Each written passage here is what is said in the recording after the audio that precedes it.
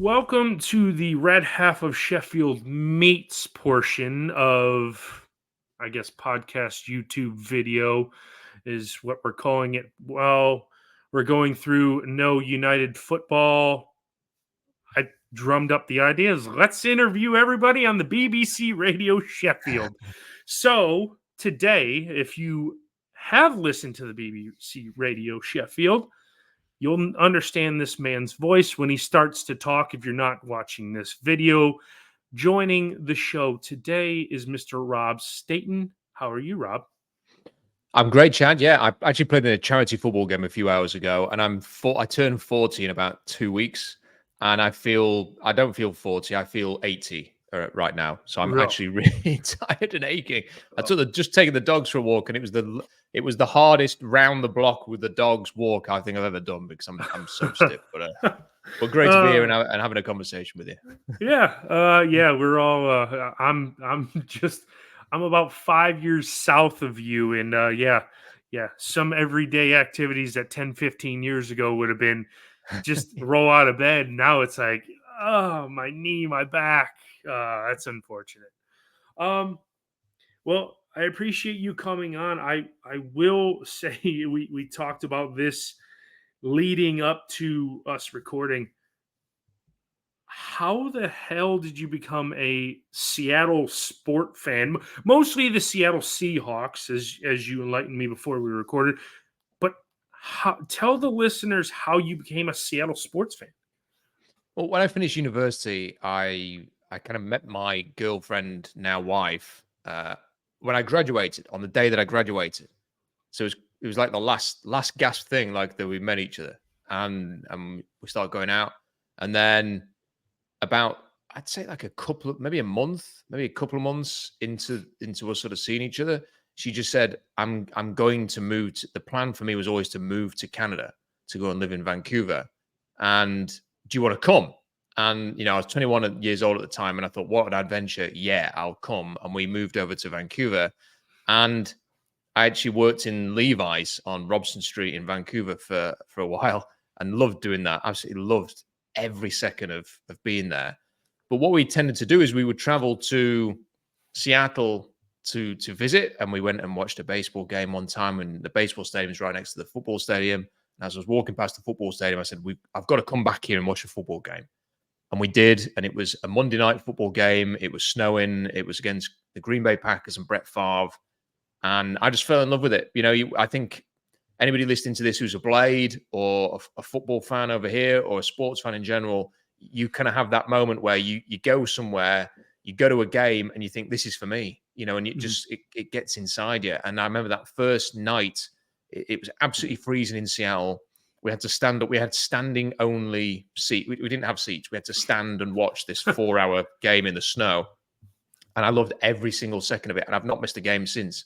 So I just became obsessed on that night. And as you can see, like, my office is decorated with Seahawks stuff. And, I kind of have like a little pastime going on where I finish my day job and I come home and I start writing about the Seahawks and I talk about the Seahawks and do a lot of videos on that. So for the people who do follow me on like Twitter, for example, for the local football, the Blades, the Owls, the stuff like that, they probably get really irritated because I also tweet a lot about the Seahawks and like college football and the draft. So it probably does wind a lot of people up. But it's been a passion of mine for a long, long time. And I would say that sort of following the England football team and following the Seahawks, they're kind of like my main fandom things. Yeah, it makes sense. But I mean, it really, I guess it blows my mind because, I live over here in America and I follow something that is readily available to you. You could just go down the road to either Bramall Lane or Hillsborough and go to a match where I have to watch vicariously through either the TV or listen to you, Oxley, commentate the game on the radio. And it's kind of like almost the shoes on the other foot in your sense, because you're locked in and you said you haven't missed a game since 2006. And he did mention before we started recording, that includes all the preseason games. So all 3 preseason games, which in the West Coast time, they start at 7 p.m., which on the East Coast means it's 10 p.m. Eastern time. It's middle of the night over in the UK. So if anybody questions your fandom, they've really got to look at themselves, because if you're up 3, 4, 5 o'clock in the morning, not going to sleep for a preseason game to watch Jimmy Lipper, the fifth string Seattle Seahawks quarterback out of Fresno State, run out there, man, I mean, you're borderline a super fan when it comes to Well, someone in the UK. yeah, I'm a nerd. Yeah, I'm a big NFL nerd. It's quite sad. And I'd say one little story. When the Seahawks, for those who maybe don't follow the NFL that closely, the Seahawks lost a Super Bowl in an extremely harrowing way 10 years ago. And it was like the last second, on the goal line. It's hard to sort of imagine it's kind of, I suppose it's a bit like losing a penalty shootout Yep. in English football. And that game finished at about 5:30 in the morning. It was about 5 o'clock in the morning when the game finished, and it was devastating. It was absolutely devastating. I remember just sort of sitting there, just not knowing what to do after that game, and I had to go to work. Like I had to do the breakfast show bulletins on the radio, and I just went straight to work. I didn't go to sleep. I didn't have, and it was really difficult for me. I went to work and was still trying to work out in my head what's just happened, what have I just watched here. And then when I was reading the bulletin out, one of the bulletin lines I had to read out was the New England Patriots have beaten the Seattle Seahawks. Oh man. So it was really tough. And then I remember getting home that night, and I think it took me like 2 days to recover from not sleeping that night and the whole game. And then on Wednesday, I remember sort of just saying to my wife, I need you to sit down and just watch what happened with me, and then let me kind of rant about it for an hour, because I've not really talked about it, and I feel like I'm awake enough now to actually process it. And I just remember being really upset and devastated by it even then. But it was funny that, yeah, how that's kind of how my life was for. I don't think I could do that now. Like, I'm nearly 40, so I don't know if I could necessarily stay up all night. But when 10 years ago, I was probably a little bit more hardcore than I am now. But I need to sleep now before I go to work. Yeah, no kidding. Oh man, they should have handed the ball to Marshawn Lynch. Yeah. Golly, everybody in the world thought that was coming on that play, and then Russell Wilson drops back and passes. Wow. Yeah, I mean, yeah, you had to have your heart ripped out that one. So a little bit about you. Tell the listeners and the viewers a little bit about yourself and how you decided you wanted to get into radio. Give us a little insight on that. Well, I feel quite lucky that I knew what I wanted to do really early in my life. I'm about 14. And that was because I was never going to be a professional footballer. I was never good enough. So I kind of worked out in my head that the next best thing to do was to talk about it. And football was everything for me. It was life. I became obsessed with it. And I did everything I could at that age to put myself in a position to become a journalist, or preferably, on the radio, on the TV, talking and commentating about football, but was quite happy to go into any form of journalism to do with football. So I did a work experience at a newspaper in France. I did a work experience for the Worksop Trader, which is a somewhat local newspaper. I did some writing for Umbro. At the age of 16, I volunteered at hospital radio down the road at Rotherham Hospital. And I used to go in twice a week just to go and sweep the floors and make cups of tea, and then go around the hospital wards getting requests for patients.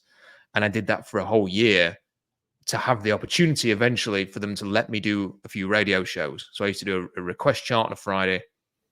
And then on the Saturday, I'd be in the morning. And then on the Sunday, I'd do like the Sunday morning broadcast, which was a religious show. And then after a little bit more time, they said, do you want to commentate on Rotherham United? So then I was commentating on Rotherham United for hospital radio for a good couple of years. And then went to university, carried on actually working at Rotherham United. After I was coming back from university every weekend to do the Rotherham games for the club. Then there was Vancouver. And then when I came back, I started working at Rotherham again, just doing the commentaries for free. And I was in my mid-20s when I finally got the chance to work for the BBC, and I think that mattered. You know, the fact that I could turn to them and go, look, I've done all of this stuff and I'm doing it for free. It showed a degree of passion for it and commitment. So then I was very lucky that Seth Bennett and Paul Walker, who were at Radio Sheffield at the time, gave me an opportunity to be the Rotherham United reporter. And from there, it kind of just went on from there. So I did that for a while. Then I became the Doncaster reporter. In 2011, I got a full-time job at Radio Sheffield. I could never be more grateful to Paul and Seth for giving me an opportunity, for sort of helping me, for just sort of actually just being in the room with those two guys to see how they operate was a privilege. So yeah, and from there, I've been working for the BBC ever since. So what is that, like 13 years now? And I've not always worked at Radio Sheffield.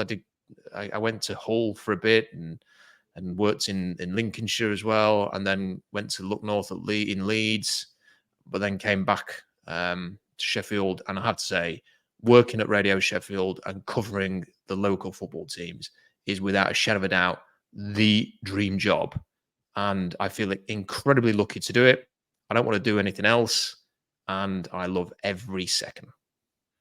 Yeah, I'm very, very, very, very envious of you. What you get to call work is just, oh man, it would be the absolute dream for me.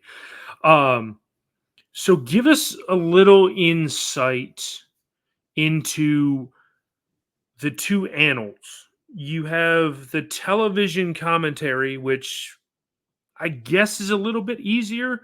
And then as opposed to what you know and what are tried and true, the radio broadcast, how do those two broadcasts differentiate from each other? And in you know, because you have the live pictures in front of you on the TV, and then if I'm listening to you call a football match, you have to paint a picture. So give us a little insight in what goes into that.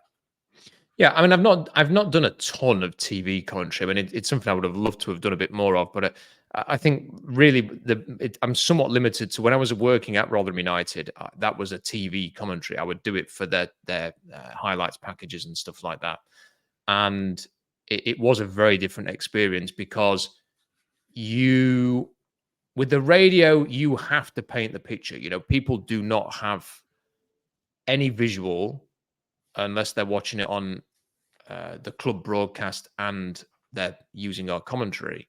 So if someone is just listening on the radio, they've got no sense of what's going on, and you have to explain it to them. And that includes stuff like, what's the weather like? What's the atmosphere like? You know, how busy is the stadium? What's the pitch look like? What are the players wearing? You know, it's little things that you have to remember, such as the opponent. You have to keep saying that, for example, if Smith's on the ball, Smith for Millwall, because somebody might not know who that player is for Millwall necessarily, because they're following Sheffield United and they don't know Millwall's players are. So you have to constantly be conscious of stuff like that. You have to constantly keep reading the score out, because people can't see the score at the top of the screen, or the clock. You know, you have to be the clock and the score for them. You have to constantly keep referencing that. There's a lot that goes into it, and you know, it isn't easy, and I certainly haven't mastered it, and very few people have, to get to a point where people feel like they can follow the game with your words and have a true picture in their own head of what you are seeing. And with TV, it is different, because you don't have to do a lot of the things that are just obvious to anybody looking at the screen. They can see that the 60 minutes gone and it's 2-0 or whatever, and they can see what the pitch looks like and what the players look like. And also, you know, when Smith of Millwall's got the ball, you can just say, here's Smith, you know, and really it's just, I think TV commentators are there to add some color, you know, just to keep things ticking over. If it was just a match on a screen, it might be a little bit boring, especially some games. But, you know, just to say, you know, to let you know who's in possession of the ball, what's happening, cue in your summarizer if you've got one, and then deliver, you know, a great bit of commentary when something happens. You know, personally, I hate all the script. There's a lot more scripted commentary now. So people will have things prepared and written for if a certain player scores or if a certain situation happens. I always think the spontaneous commentary is the best. Yeah. But that's what you've still got to deliver that, I think, a bit more on TV, because that's, you are there to deliver that moment that's going to be replayed over and over again, and you want your commentary to sound great in that moment. Yeah, no, I get what you're saying with the kind of off the cuff instant reaction, and not you have, oh, that's Smith's 17th goal in his last 20 or whatever. You have it written down on a piece of paper, and you know, I on a weekly basis basically am a radio commentator when I do the Chef United watch alongs. I have the game over here, and I've learned a lot that as you mentioned, you have to tell them what the weather is, what the score is, what minute it is, who has the ball, what side he plays for. Obviously they'll know the United players, but as you alluded to, if they're playing Millwall, they don't know all Millwall's number or 11 players. So it is, if you look at my first one to the last one, I have definitely improved on that, but it can be challenging, especially when it's one of those games where it's like watching paint dry, where there's just absolutely nothing going on. I mean, that has got to be the worst, where there's, it's just like both teams don't want to do anything and there's nothing going on for 90 minutes and it ends 0-0. And it's just like, what the hell is going on there? Yeah, there's a lot of games like that. I mean, like the sort of big, exciting games are few and far between, as are the sort of the big moments. But when they come along, I mean, like one of my favorite bits of commentary actually is a horrible moment. It was when Gareth Southgate had his penalty saved at Euro '96, and I think it was Barry Davies was commentating, and as the penalty was saved, he just went, "Oh no!" And that's just what the country was saying. At that moment, I was just like, "Oh no!" Yeah. It sounded pain. He sounded pained as he was saying that. Oh no! And it was like, oh, the dreams just ended. And he kind of summed up the voice of a nation there. And I think sort of, I hate to say it again, the modern commentator is more likely to have some great long, piece of poetry or line in that instance. Yeah. When really all they need to say was, oh no. And I think that is something that I think is quite important. And I mean, at the end of the day, too, we all are football fans, or whatever sport it is. I mean, if you're not necessarily a supporter of the two teams that are in the game, at least you can be like, if you get invested into the game, you're almost hanging on every word, and that's kind of why I like radio broadcasts, because even if it's a 0-0, just boring, just drab game and there's nothing going on, you have the words of the commentator to hang on to, and you don't know, because if you're not watching it on TV, you don't know what's going on. So the last word, it could be drab and bad and boring, and then all of a sudden an inflection up in your voice, you know there's a breakaway the other end, up the other end or something, that gets you almost out of your seat in a sense, to where if you're watching it on TV, you can just sit in a chair and just be like, okay, I don't really feel that much excitement unless I have the volume on the TV turned all the way up to where it's shaking the walls in the house. I mean, that gets me off my seat at some points. But yes, certainly what you do is a very, very, very difficult job, and I applaud you for doing your job and doing it to a high level at that. Yeah, I appreciate the words. Honestly, I think that I spend a lot of time, and would say this to anybody who is in my position, never take it for granted. Yeah. It is a privilege. Like the jobs that I did before I did this, I was in the steel industry for a few years and used to drive down to Port Talbot in South Wales to go and work on material that was going into bottom of ladles, and it was red hot, and it was a difficult job. And the blokes I worked with worked their backsides off, and I had so much admiration for them because they'd come in every day, work a 12-hour shift, They'd do it for about 5 weeks, and they'd have like 4 weeks off, and then they'd fight. And it was like constant sort of run through with that.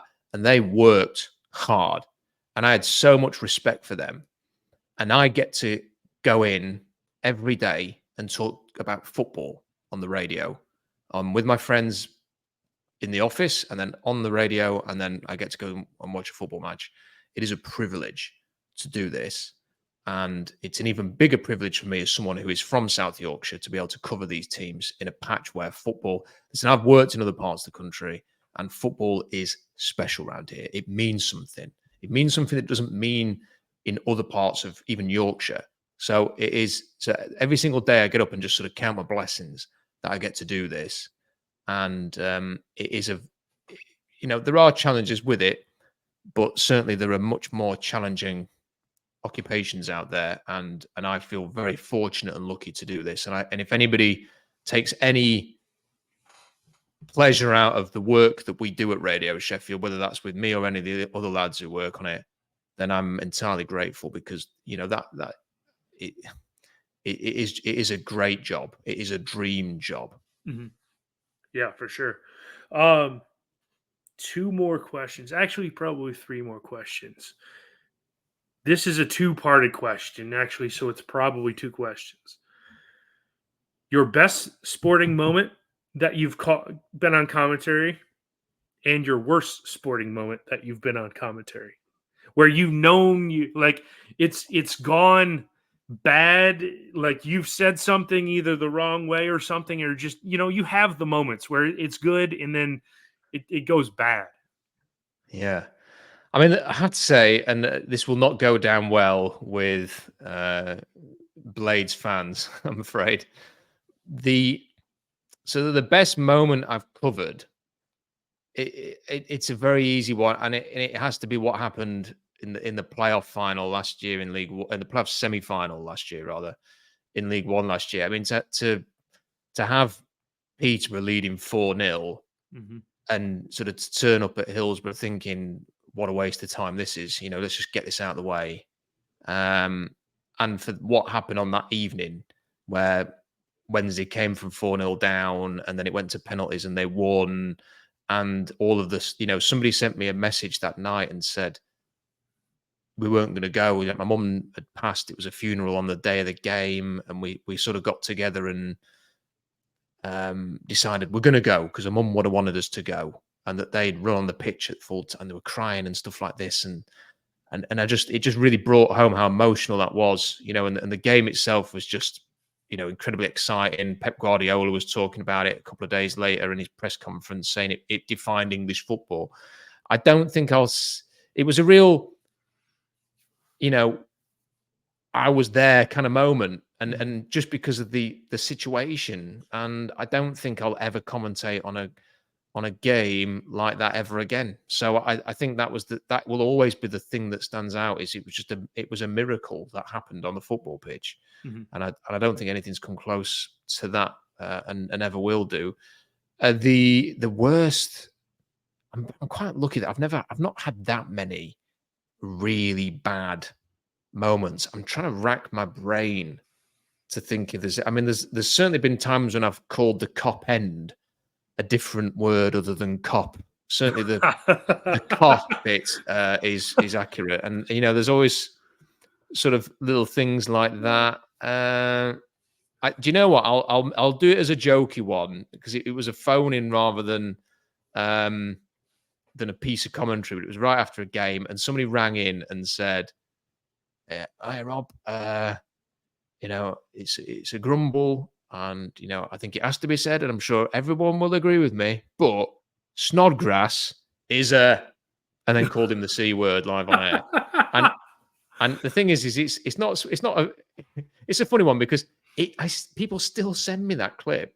Like every 2 months, someone will go, "Oh, do you remember this?" And it's amazing. I remember the day after that happened, my brother-in-law said, "Oh, have you heard this?" And I was like, "That's me." That's my radio show. It was me hosting it. And moments like that make you're horrified, because the moment you think you panic, because you think, have I addressed this properly? Have I apologized to the extent that my bosses will be satisfied? if somebody complains at the BBC, you have to address it. So I was like a bit panicky, a bit sort of wanting to laugh, and a bit also kind of.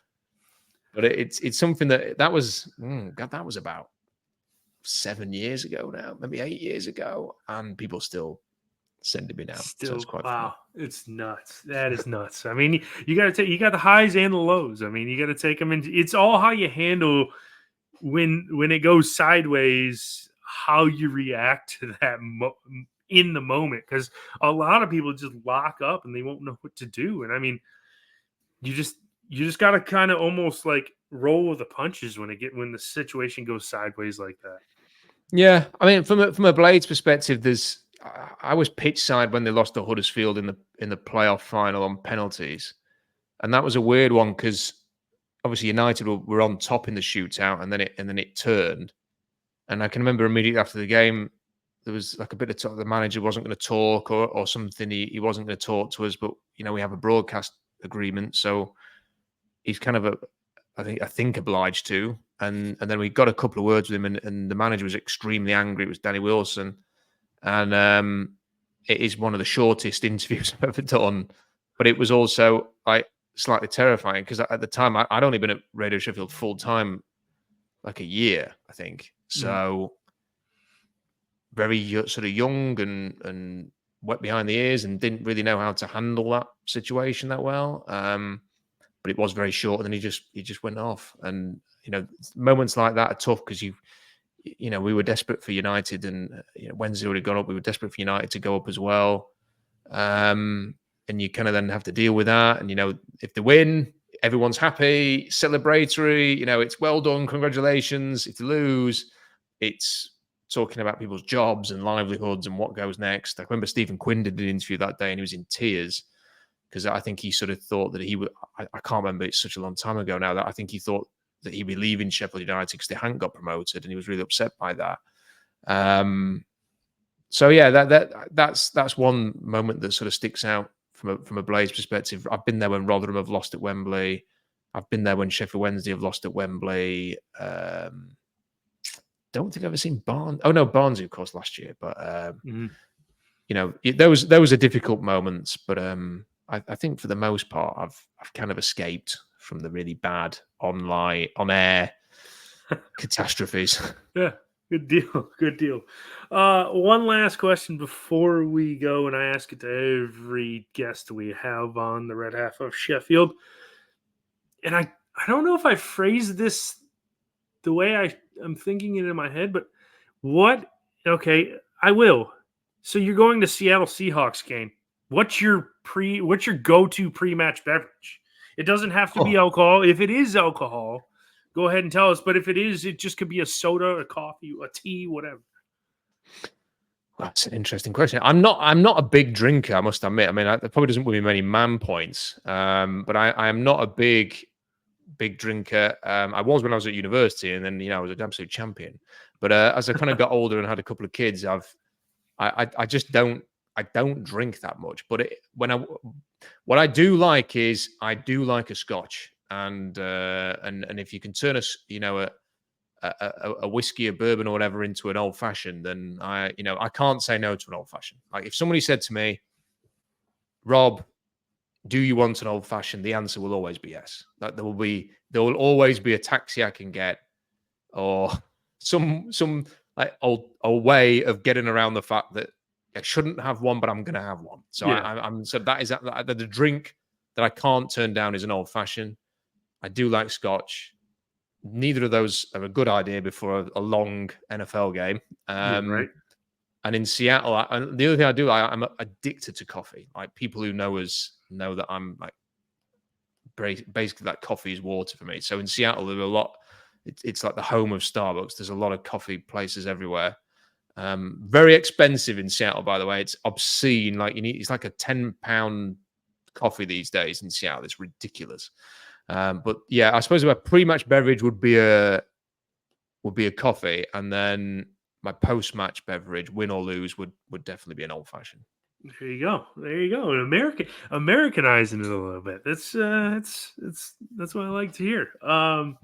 Before we get out of here, Rob, where can just if people, this is the first time listening to you, give your social medias where they can listen to you. Well, I would say, if I can, just please check out the show. Football Heavens on the radio 6 till 7. I think you can listen to it in most places online. Mm-hmm. And it's, we're in a downtime at the minute. Obviously, when the Euros get going, it's going to get a bit tasty again. But when the season begins, I still think it's an institution in the region. So I would please, get involved, listen to it, give it a chance. I think it's been great the last couple of years, and with the Steel City Derby returning next year, I suspect that the banter between red and blue in Sheffield is going to ramp up. Twitter, at Rob Staton, or one word. I find Twitter amusing, and at the end of the day, I love all of the teams around this region. So, but I think people are obsessed with trying to imply that you don't, or that you hate their teams or whatever. But I follow us on there if you are prepared to laugh along and embrace that I'm just a football fan. Like you guys.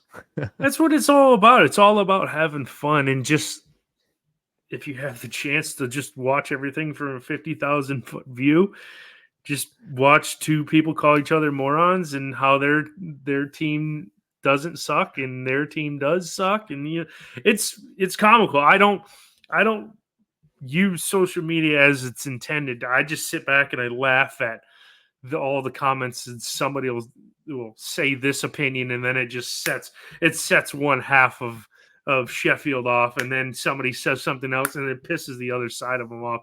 It's probably one of the greatest inventions, just to watch people get irritated over the stupidest of things. It's an unbelievable invention. I wish I'd thought of Twitter, because I'll be doing this in a mansion now, in probably Beverly Hills. But the thing is that it's the most amazing invention. But I also think it's kind of just turned everybody against each other in like pretty much every facet of life. You have to have a team, and not just in the football, like in politics or anything like that. And then once you've picked your team, you have to go to war with everybody else. And I don't know. I seem to remember the app when it started out being a lot. There was things like Follow Thursday or Follow Friday and stuff like that, and people were a bit more jovial. And I kind of wish we were good at that. As somebody who spends all day, as my colleagues and Adam, who you've spoken to in the past, will testify, basically taking the piss and having a bit of a laugh with our friends in the office. I sometimes wish we could do a bit more of that on Twitter, rather than shouting at each other. But I guess this message is probably going to probably not be listened to by anybody, because it is what it is. I ain't going to change Twitter, am I? Sat here in Rotherham. So yeah, no kidding. I'm right there with you, guys. If you haven't done so, follow me, @Jarvis_13, Red Half Sheffield on Twitter, @Red Sheffield. If you're listening to watching this video, I don't know why you're not subscribed to our YouTube channel at the Red Half of Sheffield. And until we have probably the third leg of the BBC Radio Sheffield on, I will leave you with Up the Blades.